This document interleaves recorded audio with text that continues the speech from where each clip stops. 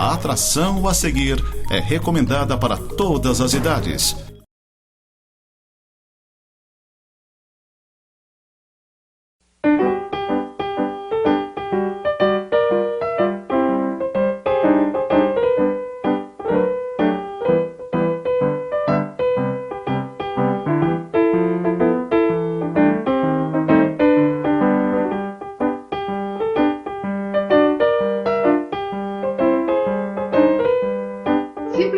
Maria, orgulhosamente mulher, recebe hoje aqui, da forma como nós estamos fazendo os nossos programas agora na pandemia, o meu convidado lá no estúdio e eu em casa.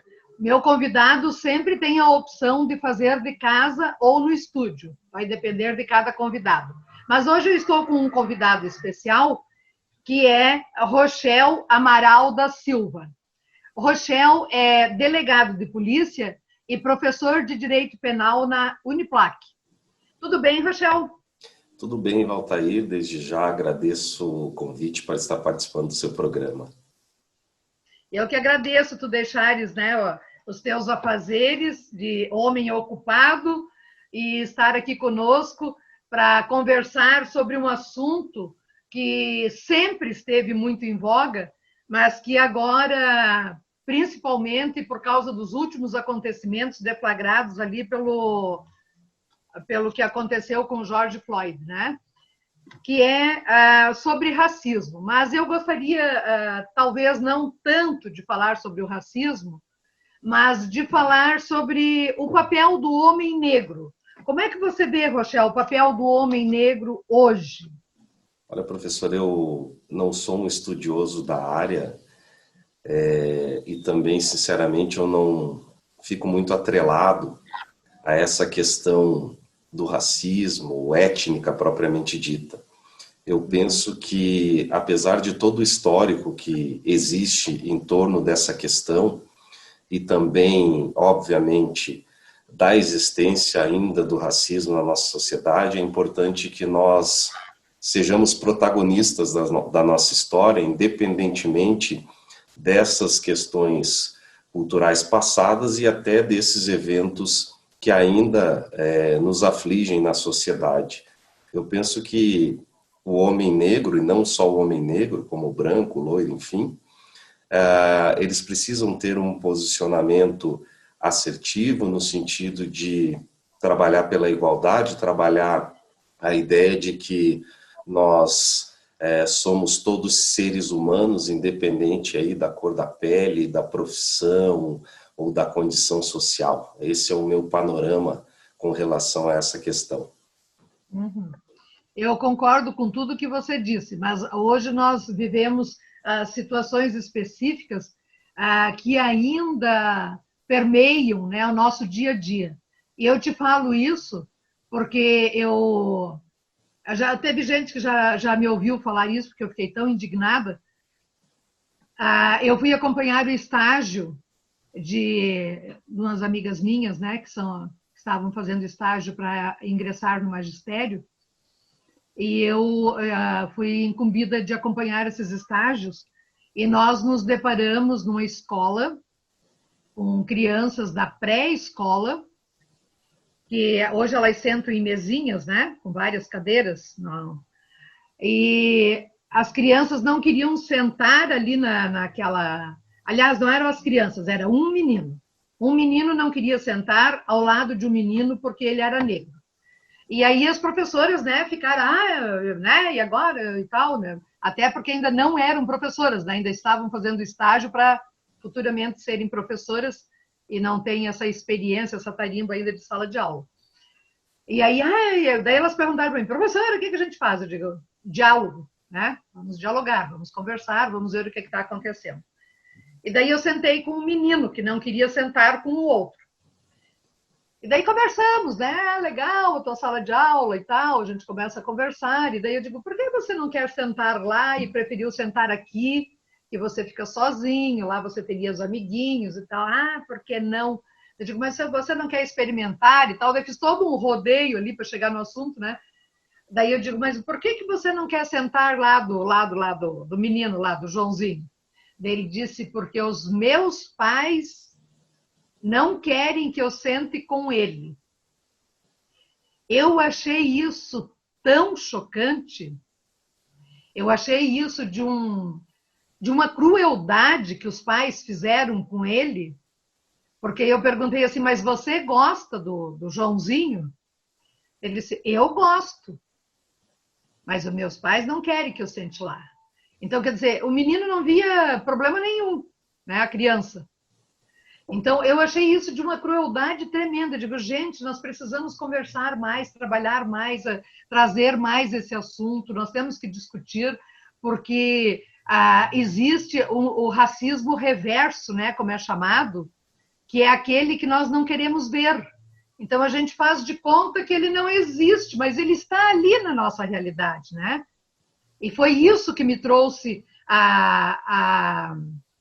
sei lá, a trazer à tona essa discussão sempre que eu posso.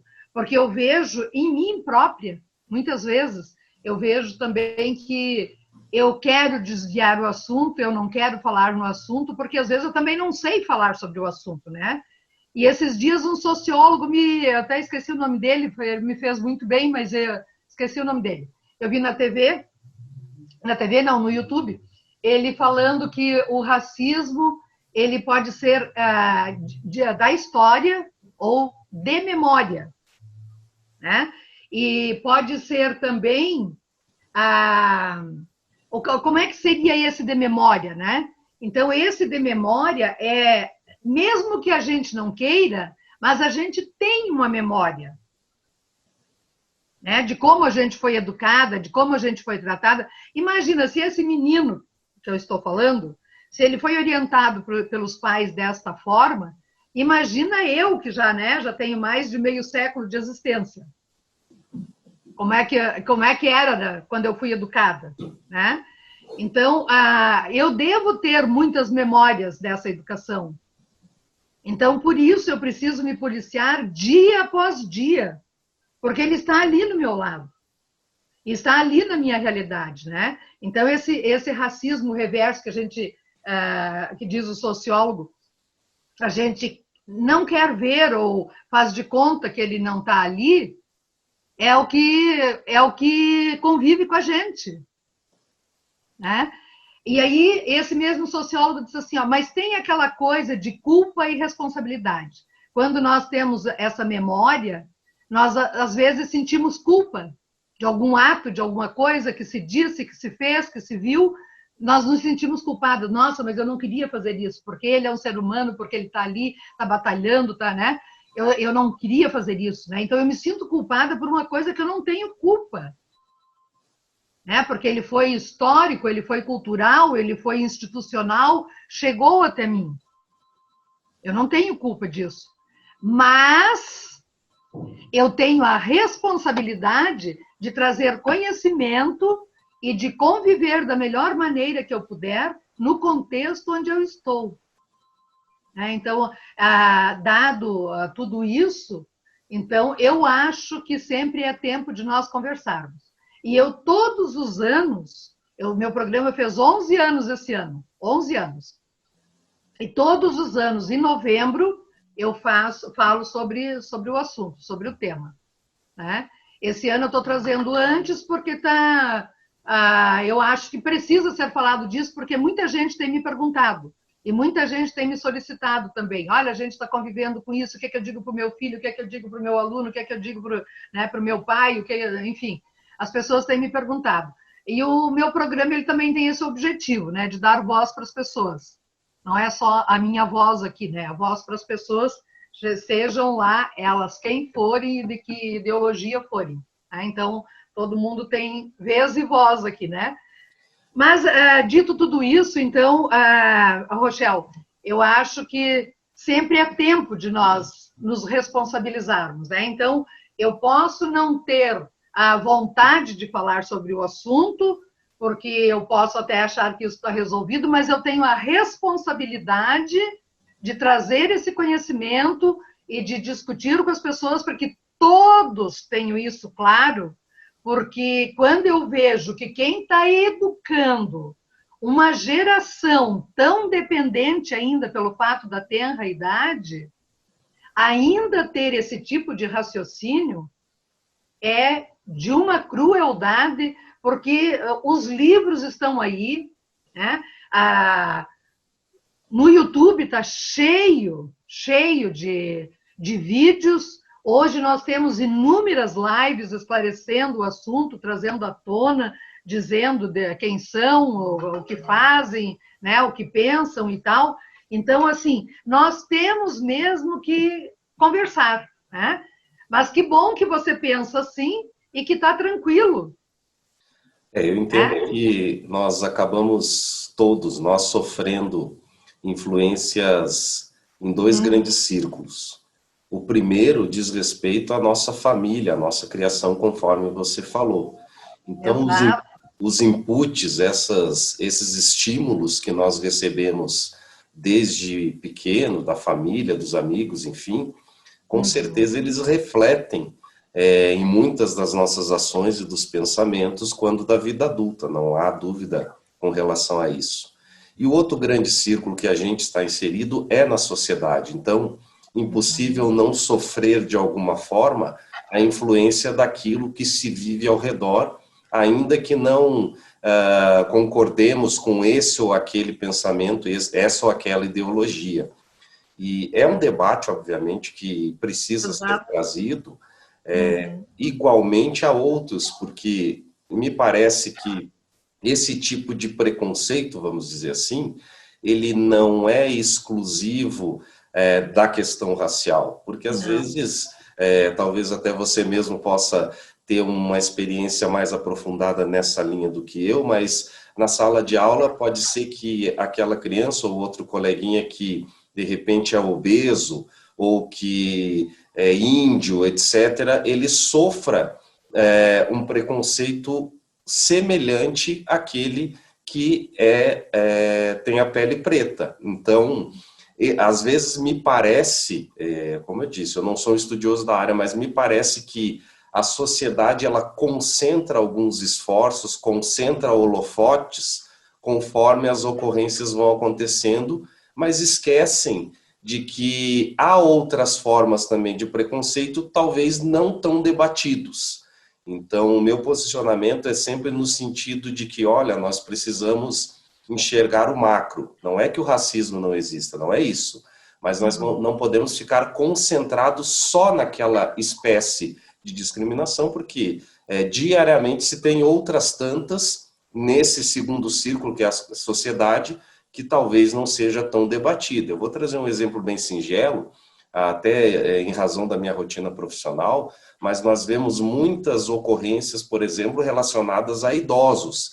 Mas percebam que talvez esses fatos eles não gerem tanto conteúdo midiático ou não seja consumido pela sociedade como no caso do racismo. O porquê que isso acontece, aí nós teríamos que fazer um estudo para entender Sim. a sociedade e o comportamento, mas é uma realidade posta também. Sim, hoje nós vivemos muitas realidades, né? E a gente vê nas mídias a questão da mulher, os vários tipos de violência que a mulher sofre, inclusive a mulher idosa, né, que passa a ser desrespeitada pelos netos e pelos filhos, vendo até o seu salário ser consumido, porque quando ela precisa para remédio não tem, isso nós temos várias denúncias, né? A própria violência da mulher em geral, né, pelos próprios companheiros, maridos, enfim, aquelas pessoas com quem ela deveria estar segura, que a violentam, né? E agora na pandemia nós tivemos um acréscimo disso, né? Então estamos atentos também os homossexuais, enfim, tem toda uma gama que, fugindo do padrão, fugindo do quadradinho ali, o que fugiu do quadradinho tem polêmica, tem discussão, tem preconceito, tem crueldade. Então, são muitos, realmente, como você falou. Mas, Rochelle, vamos nos ater aqui, então, na tua profissão um pouco. Você falou, né? Porque na minha profissão eu vejo. Que legal, né? Então, eu vejo, assim, que também como é que você chegou a ser delegado? Você é formado em Direito. Sim, eu sou formado em Direito pela Uniplac, em Lages. Certo. E quando eu me formei em Direito, eu já era policial civil, eu ocupava o cargo de escrevente policial, que hoje é o agente policial, agente de polícia. Depois eu migrei para o cargo de escrivão de polícia, migrei no sentido de que fui aprovado no outro concurso, então passei a ser escrivão de polícia. E por último, logrei êxito no concurso para delegado de polícia, no último certame que houve aqui no estado de Santa Catarina, no ano de 2014. Eu sou delegado de polícia desde o ano de 2016. Eu atuei em Curitibanos, Ituporanga, Otacílio Costa, e em Lages, inicialmente em Lages, na Delegacia da Mulher, do Adolescente, Criança e Idoso, e hoje eu trabalho na Central de Plantão Policial, que atende todas as situações flagranciais que são conduzidas, aquelas que acontecem e são encaminhadas às pessoas à delegacia, é essa unidade que acaba atendendo. Você tem que detectar o flagrante? Exato. As situações flagranciais são analisadas nessa unidade onde eu atuo. Não só eu, né, em que eu atuo, alguns colegas também, mas durante o horário comercial, por assim dizer, durante o dia, sou eu geralmente quem faz os atendimentos dessas situações de flagrância. Certo. Então eu vejo aqui um roubo, ou uma violência, ou alguma coisa, eu telefono para a delegacia e você vem dar o flagrante. É isso? Só para nós entendermos. Nós fazemos o atendimento também nesse sentido, mas às vezes essa ligação é atendida, ou essa ocorrência é atendida pela Polícia Militar, ou pela Polícia Rodoviária Federal, por exemplo, e depois desse atendimento que são feitos por eles, as pessoas são encaminhadas à delegacia para então ser feita a análise pelo delegado lá, qual o procedimento adequado naquela situação. Uhum. E você teve alguma, sei lá, algum empecilho, algum problema, alguma situação que te constrangeu quando você assumiu esse cargo?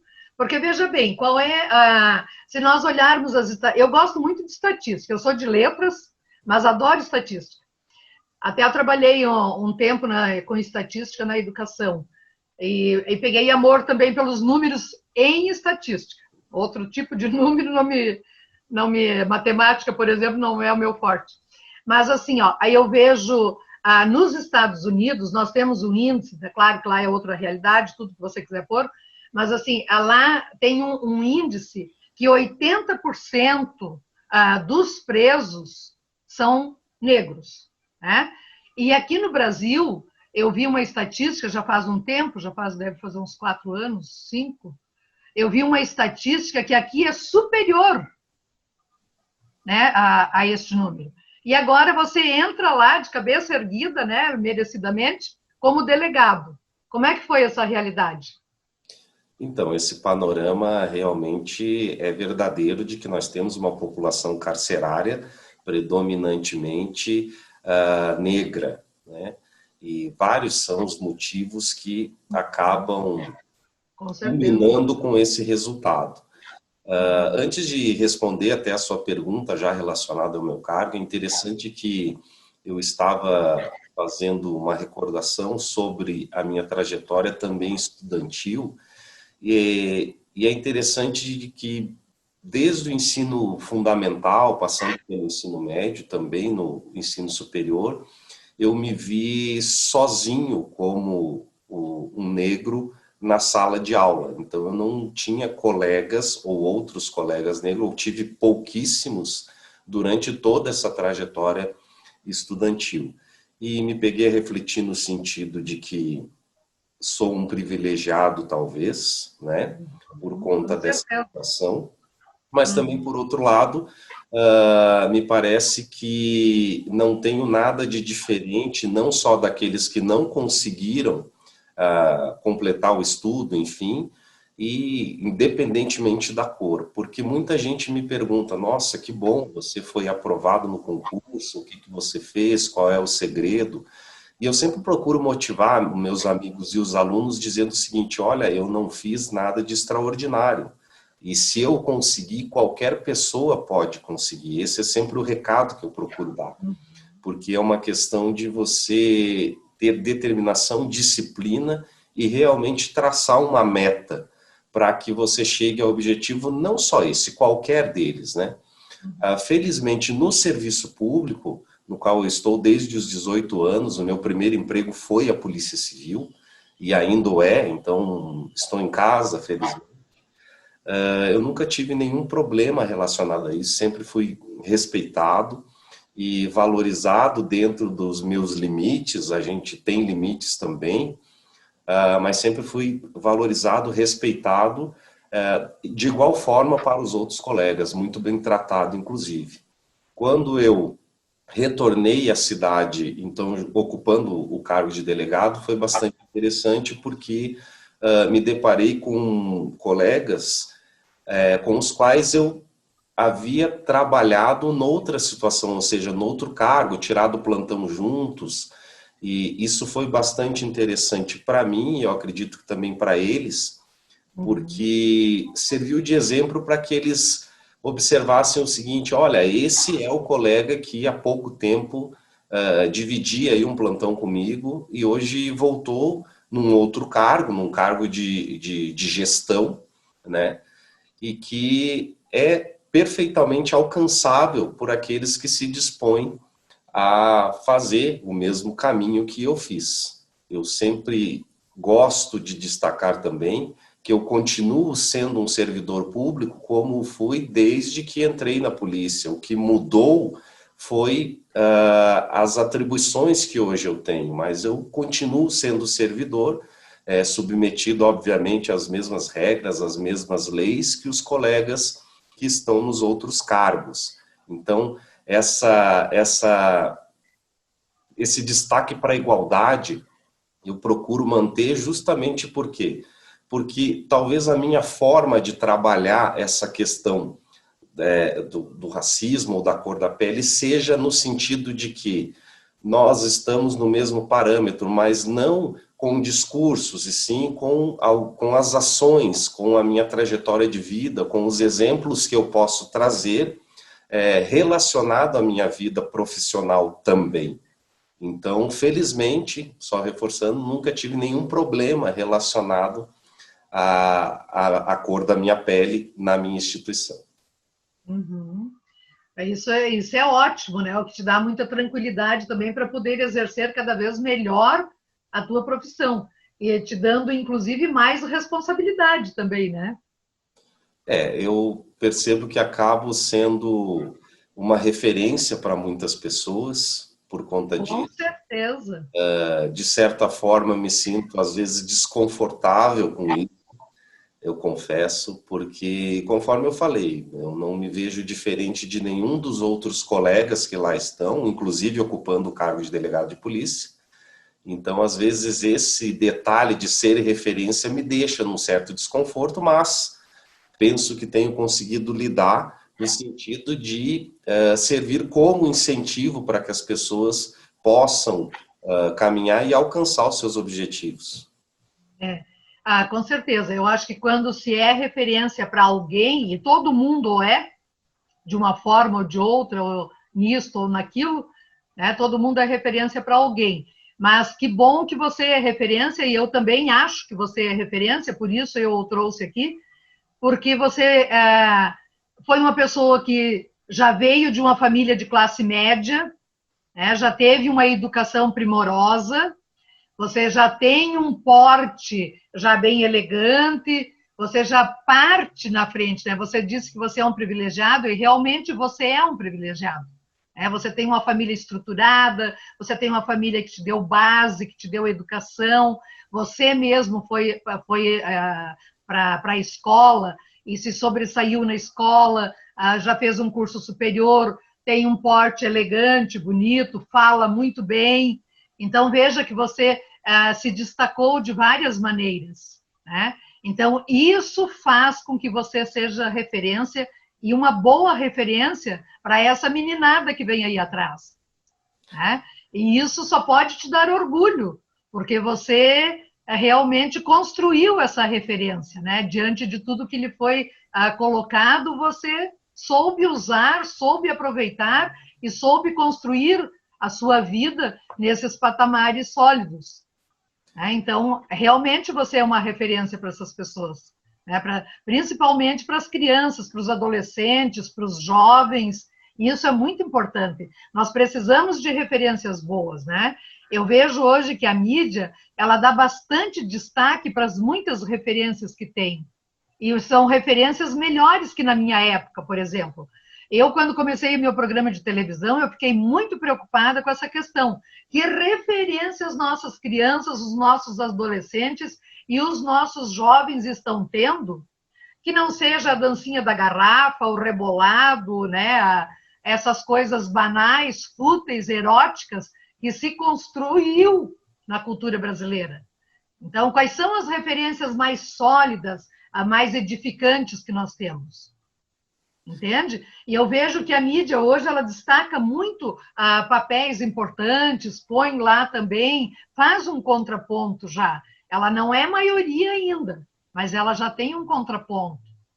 Nós já temos muitas referências positivas na televisão, no cinema, na literatura. Então, essas referências têm que se destacar e nós nos sentirmos bastante responsáveis, inclusive, além de muito felizes, porque nós estamos dando a nossa contribuição, mesmo sem nós termos, às vezes, noção ou nós termos a intenção.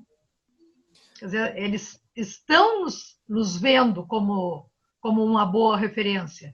E isso é importante, mas também nos dá a responsabilidade, né?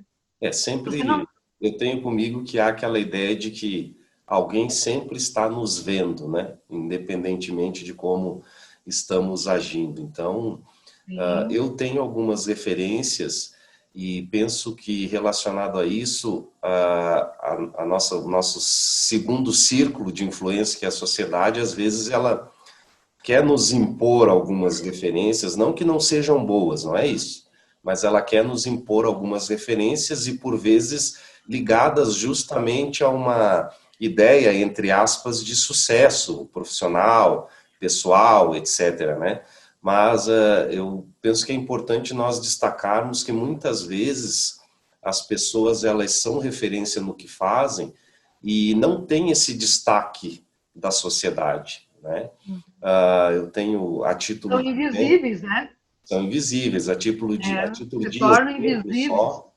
Só sem querer fazer qualquer injustiça aqui, mas eu tenho minha avó materna, por exemplo, que trabalhou muitos anos na Uniplac, e ela servia e fazia café, chá lá, e para mim, ela sempre foi uma referência, por quê? De trabalho honesto, embora com muita dificuldade, criou todos os filhos. Então, isso para mim são referências que constroem valores.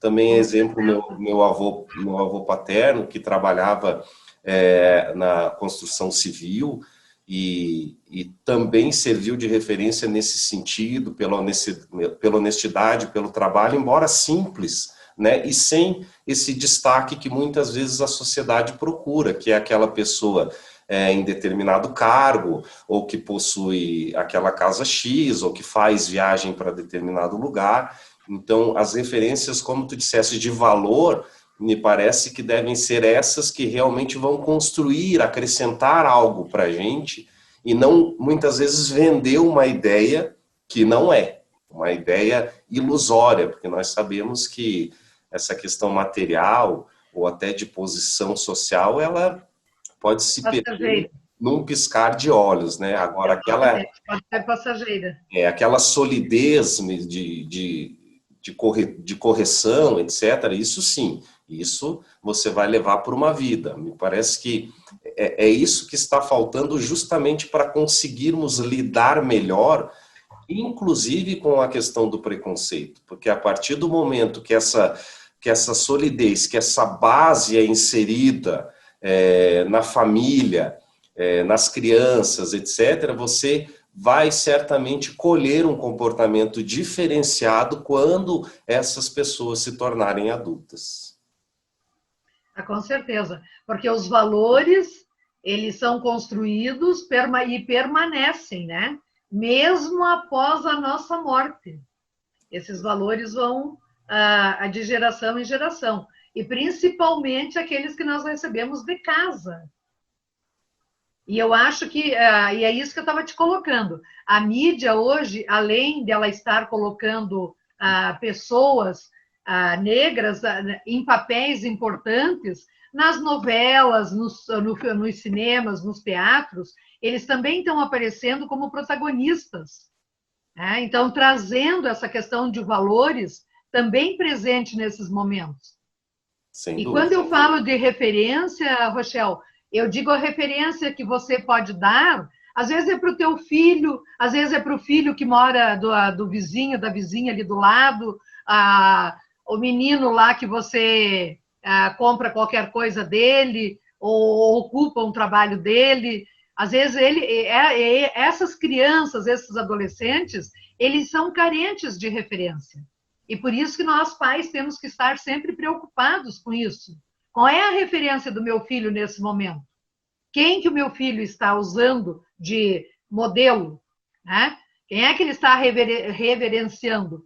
Então, isso também nos traz preocupação enquanto educadores, porque justamente nós queremos que eles façam os seus modelos diante de pessoas éticas, de pessoas que têm valores para mostrar. Porque isso vai perdurar na vida deles. Exatamente. Né? Então, não são os bens materiais, mas são esses valores éticos, morais, religiosos, né? Enfim, todo tipo de valores que nós vamos construir dentro da família, né? Dentro do ser, e não do ter. Há um clamor na participação dos negros, por exemplo, em novela, como você bem disse, em outras posições. O que me preocupa é um detalhe do seguinte: não é interessante a inserção, por exemplo, de pessoas negras simplesmente para poder baixar a poeira no sentido de que não há uma participação, porque tu sabes que às vezes a sociedade pode ser, sociedade nos incluindo, né? A sociedade ela pode ser cruel no seguinte sentido: poxa, não tem participação, então de repente a novela X vai lá e insere aquela pessoa, mas não em razão do talento dela, não em razão daquilo que ela pode oferecer, mas simplesmente para satisfazer alguns anseios e tirar aquela pressão que está sobre ela. Então, eu tenho uma preocupação nesse sentido do que é preciso que haja, na minha concepção, uma oferta em situação de igualdade. Então, se realmente eu tenho atores negros, ou enfim, pegando o gancho do teu exemplo, em condições realmente talentosas, enfim, que podem participar, claro que eles devem ter condições em igualdade de disputa daqueles papéis. Agora, não a ideia de inserir um ator negro simplesmente para baixar aquela pressão que muitas vezes se faz. Mas eu acho que é exatamente nisso que se evoluiu, porque nós vemos hoje o Lázaro, por exemplo, né? A própria Thaís, a esposa dele, a Isa, o Emicida, são pessoas que têm destaque nos cenários, qualquer um deles, tanto na música, como no cinema, como na TV, né? Na própria literatura. O livro do Emicida está aí bombando, e é um ótimo... Aliás, são 2 livros já que ele tem, né? Mas o Amora está bombando, e o outro que ele escreveu antes era biográfico, né? Mas, assim, então, há destaque e há oportunidade. Eu acho que se abriu mais um caminho e há mais oportunidade para todos mostrarem os seus talentos. Isso é ótimo, isso é ótimo. Eu vejo assim com muito bons olhos a Gabi também, né, uma mulher negra ótima, tem ideias maravilhosas, traz toda uma meninada aí junto com ela, né? Está aí na luta diária, conseguiu o seu lugar. Então, eu vejo muito mais oportunidades hoje, muito mais opções do que se tinha alguns anos atrás. Perfeito, Então, isso é vejo com ótimo. bons olhos. Mas, olha, a Rochelle, se tu quiseres ainda conversar né, mais alguma coisa, vou te dar uns minutinhos finais aqui para dizeres mais o que faltou. Bom, de antemão quero agradecer mais uma vez pelo espaço, pela oportunidade. Esse é um tema que não se esgota e ele tem várias vertentes que poderiam ser abordados aqui. Poderíamos Com passar certeza. ali dias tratando sobre isso, sobre cotas, sobre acesso a esse ou aquele serviço, enfim. O que nós sabemos é que precisamos, sem dúvida nenhuma, evoluir em vários aspectos para que essa igualdade saia do papel, porque na Constituição está lá prevista, inclusive, a igualdade, para que ela saia do papel e realmente seja efetivada na nossa sociedade. E isso é claro que não vai acontecer da noite para o dia. É uma construção, são anos e anos. E E nós já estamos construindo, né? a semente já foi plantada por outras pessoas e nós estamos regando, me parece que né, essa é a expressão ideal, nós estamos regando essa semente para que futuramente nós realmente consigamos observar uma evolução da humanidade como um todo nesse aspecto. Com certeza. E torcemos para que tudo chegue o mais rápido possível, né? Que daqui a pouco a gente lembre, pois houve um tempo e tal, mas agora, né? Exatamente. A cultura da paz predomina. Exatamente. Que Deus nos ouça. Amém. Mas, Rochelle, muito obrigada pela tua participação. Fiquei muito feliz que você veio.